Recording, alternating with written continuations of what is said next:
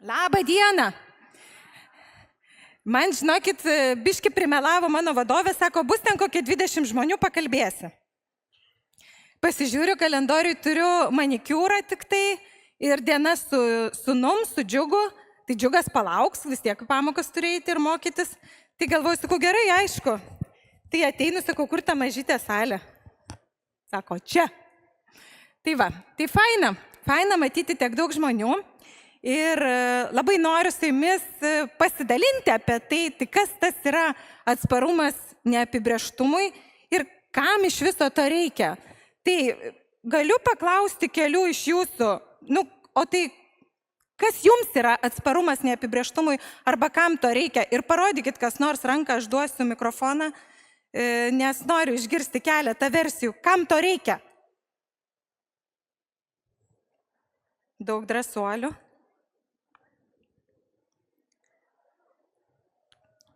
Ačiū Jums.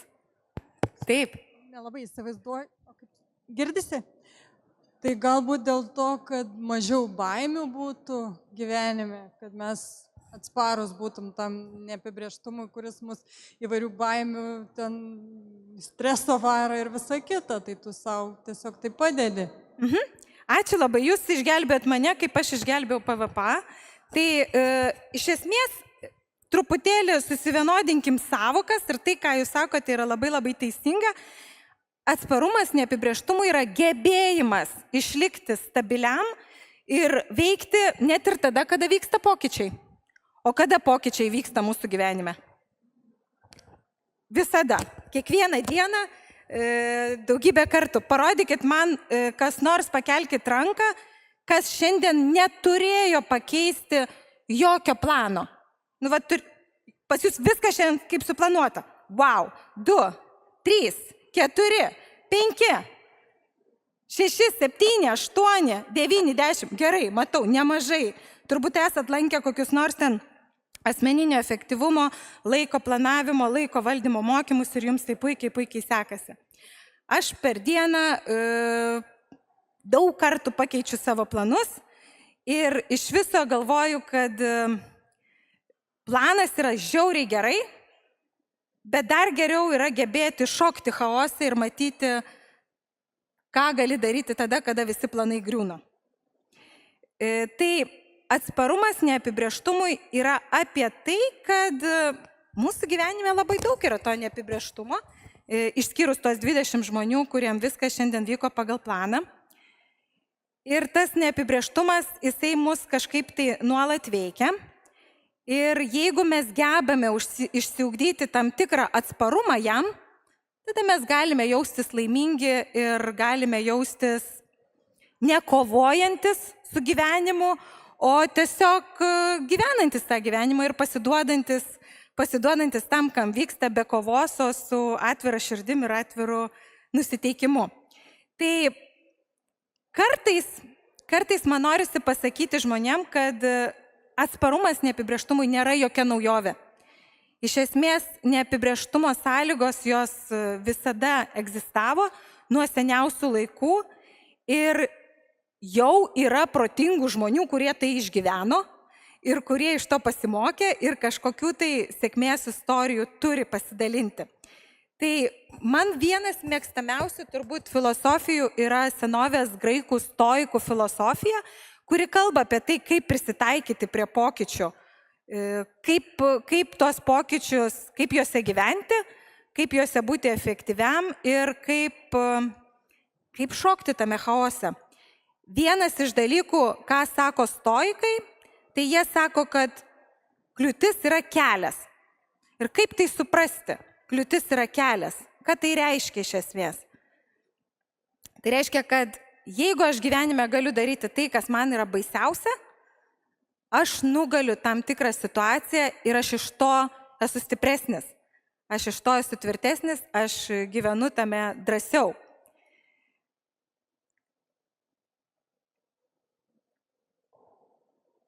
Jeigu aš paklausčiau jūsų, kokia jūsų yra šiandien diena, ir ją reikėtų apibūdinti kaip orų prognozę. Ar kas nors turi šiandieną lietingą dieną? Yra žmonių, kuriems šiandien lyja lietus. Ar yra žmonių, kam šiandien šviečia saulė? O, labai daug kam šiandien šviečia saulė. Nu ir gal yra vienas kitas, kas gyvena uragane šiandieną. Ne? Va. Trumpas toks uraganas. Tai stoikai kalba apie tai, kad Marko Aurelijaus tokia viena yra labai graži frazė apie tai, kad visata yra pokytis, tai kas vyksta yra pokytis, o gyvenimas yra tik nuomonė.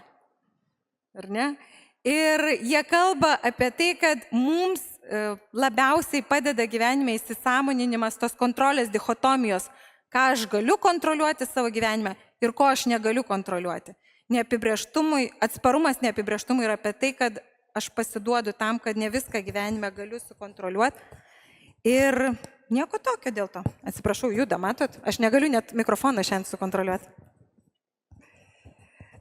Toltekai, senovės dar viena išmintis, kurie turi 4 susitarimus apie tai, kaip tą pasiekti atsparumą neapibrėžtume. Ir žinot, šiandien aš pagalvojau, kad kas blogiausio gali atsitikti man skaitant šį pranešimą. Ir galvoju, blogiausia, kas gali atsitikti, tai bus žmonėm nuobodu. Tikrai, ne? Po pietų gali būti nuobodu, gali būti tema neįdomi, gali būti mano pranešimas neįdomus, aš pati galiu būti neįdomi. Ir galvoju, kaip aš suprasiu, kad jam neįdomu. Tai žmonės scrollina, ne, kai yra neįdomu, išsitrauki telefoną ir scrollini. Tai aš sugalvojau life hacką. Jeigu šitame pranešime jūs atrasite kažkokiu tai perliuku, ką jūs galėtumėt įsidėti savo iš tos senovės išminties, iš praktikos, visokių čia pristatysiu ir stoikų, ir daosų, ir toltekų, ir ikigai, ir asmeninės istorijos. Jeigu iš tų kas nors jums kips, įsirašykite į savo telefono nautus. Ne? Ir tada aš nežinau, ar jūs čia iš nuobodulio scrollinat, aš galiu galvoti, kad jūs užsirašinėjat mano mintis. Life hackas.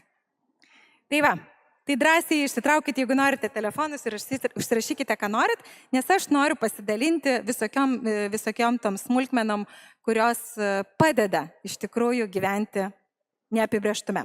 Tai toltekai sako, ką? Yra 4 taisyklės, kurios žmonės paverčia laimingus. Pirma taisyklė – vartok žodžius nepriekaištingai, ar ne, kalbėk aiškiai. Ir žinot, aš kartais vedu mokymus vadovams ir labai dažnas vadovas manęs per mokymus paklausia tokio klausimo. Sako, duokit patarimų, kaip manipuliuoti žmonėm. Duokit patarimų, kaip tiem darbuotojams pasakyti kažką tai, kad jie patys norėtų tai padaryti. Ne? Sakau, mokomės telepatijos meno. Mes mokomės, kaip išugdyti darbuotojus telepatus, kad jie suprastų, ko vadovai nori ir kad darytų tai, ko vadovai nori. Ar ne? Tai toltekai kalba atvirkščiai, sako, vartokim žodžius nepriekaištingai, sakykime tai, ką norime pasakyti. Ir didelė tikimybė tada, kad žmonės mus supras ir supras tai, ką mes norime pasakyti. Man šita išmintis labai patinka, ypač dėl to, kad aš karts nuo karto pamirštu, ką sakiau. Tai gaunasi, kad jeigu kas nors man sako, tu jau tai sakei, aš bent jau nemeluoju. Tai va. Antra toltekų taisyklė yra nieko nepriimk asmeniško. Roza prieš tai puikų pranešimą skaitė ir sako, viskas, kas vyksta, visos emocijos, kurios jums kyla, yra jums apie jūs. Ir aš nieko nepriimu asmeniškai. Ar ne? Tai toltekai taip pat sako, gyvenime viskas, kas vyksta, yra kitų žmonių projekcijos, nuomonė, iliuzija apie tai. Ir aš galiu tiesiog žiūrėti su smalsumu ir su klausimu, o ne priimti kažką tai asmeniškai ir įsižeisti. Trečia taisyklė yra, daryk geriausiai kaip gali, o po to nebesijaudink. Tai kiek turi laiko, tiek pasiruošk tiem mokymam, išsitrauk iš spintos gražiausią suknelę ir varyk. Gal pasiseks. Gal po šitos pranešimo apsibrėžiau savo sėkmės formulę. Jeigu po šito pranešimo prie manęs prieis bent vienas mano bičiulis, mačiau porą, ir bent vienas žmogus, kurio aš dar nepažįstu, aš laikysiu, kad tai yra sėkmės, mano šiandienos sėkmė. Ar ne? Išsikelti tikslus, kurie yra įmanomi, kurie yra realistiški, kurie yra tokie, kad jeigu aš juos pasieksiu, aš būsiu laimingo, o jeigu nepasieksiu, nieko baisaus neatsiras. Aš padariau geriausią, ką galėjau. Taip, kaip sako toltekai. Ir paskutinis yra nedaryti prielaidų. Negalvoti, kad kažkas vyksta, nes, ar ne, asiumingo mažiau. 20 metų dirbau klientų aptarnavimo srity, ten ką čia GPT apie mane pasakė, tikrai ne visai tiesa, mano didžioji specializacija yra klientų aptarnavimas ir labai mėgstu darbą su klientais ir mes mokome žmonės atspėti, ko klientas nori. Mes mokome žmonės daryti prielaidas, ko klientas nori. Mes mokome tipologijų, ne? Koks tas klientas yra pagal tokią tipologiją, koks yra toks skundus, įvertinam pagal tam tikras technikas ir iš to mokome kažkokius dalykus daryti. Realybėje geriausi dalykai vyksta, kai mes tiesiog paklausiam ir nedarom prielaidų ir sakom, o kaip tau iš tikrųjų yra, ką tu apie tai manai, kaip tau su tuo gyventi. Daosai yra 4. ar 3. šiandieną filosofija, kurią noriu labai trumpai pristatyti ir man jie žiauriai patinka, nes jie sako, kad yra labai lengva pasiekti laimę šiame gyvenime. Yra tik 4 taisyklės, kaip ją pasiekti. 1 taisyklė – geras miegas. Sunku ginčytis, ypač po Rozos paskaitos, ar ne? Geras miegas, ar aš esu išsimiegojęs. 2 taisyklė – puikus maistas. 3 taisyklė, kadangi nežinojau, kas per auditoriją, kiek čia jūsų bus, įdėjau gražų tokį fizinį aktyvumą, daosai sako, kad 3 taisyklė yra, sakau tyliai, nes gal yra vaikų, geras seksas. Ne? 3 daosų taisyklė. Ir 4 yra darbas, kuris man patinka, prasminga veikla, tai, ką mėgstu daryti. Tos 4 taisyklės į gyvenimą inkorporuoju, viskas gerai, viskas yra tvarkoj. Tai praktika. Žinau, kad visi žinot tokį dalyką, kaip kad nėra kažkokio tai vieningos laimės apibrėžimo. Ar ne? Arba kitaip pasakysiu, mūsų vartotojiškai visuomeniai laimė gali atrodyti kaip gražus namas, lizingų pirktas automobilis, sveiki vaikai, ne? Atostogos 2 kart metuose, all inclusive viešbutyje ir tai lyg tai yra laimė.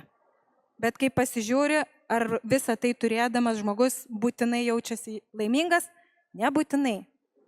Tai praktika yra tokia, suprasti, kas yra prabanga man, kas yra laimė man pačiai arba jums patiems. Tai turiu jau vieną gelbėtoją. Tai gal turiu dar vieną gelbėtoją. Aš noriu paprašyti kelių iš jūsų pasidalinti savo gyvenimo deimantais. Jeigu jūs šiandien skristumėte į kelionę ir galėtumėte vežtis mažą kuprinytę, kurioje telpa tik tai 5 jūsų gyvenimo deimantai, daugiau nieko, kas jie būtų? Kas galėtų būti tie 5 deimantai? Ar galiu išgirsti iš jūsų? Mane apgavo, sako, ten prieki yra laiptai. Tai va, tai jeigu čia laiptas, tai mano labai mažos kojos. Bet aš noriu paprašyti išgirsti bent po 1 deimantą iš jūsų. Taip.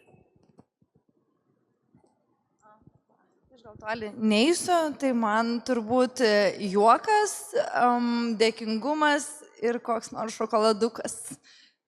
Oi, koks geras.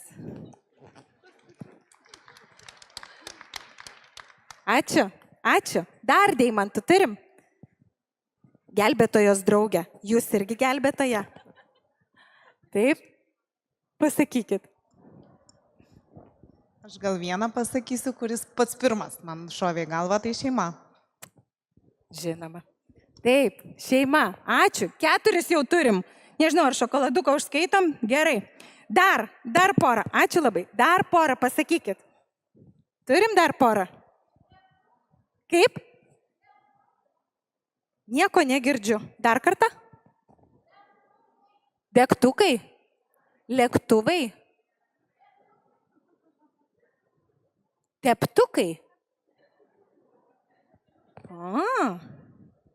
Teptukai. Labai geras. gera nuotaika ir dantų šepetukas. Irgi gerai. Dar, prašau, ateisit arba gal kažkas paduos jums? Muzika, wow. Dar. Šokiai, šuo. Super, super. Tai nei vieno negirdėjau, kad pasakytų brangi mašina ir nežinau, 5 žvaigždučių viešbutis. Nei vienas dar nepasakė, neteisingi jūsų atsakymai. Jokauju, labai labai teisinga. Būtent tai visiškai kiti dalykai mums yra svarbus, negu kad kartais apsigauname, kas mums yra svarbus, ar ne? Ir jeigu galėčiau paskirti laiko savo, karts nuo karto ir tą asmeninę laimę vis prasitikrinti, tai iš tikrųjų yra puikus būdas tai daryti. Iš esmės, vertinkime neapibrėžtumą kaip galimybių lauką.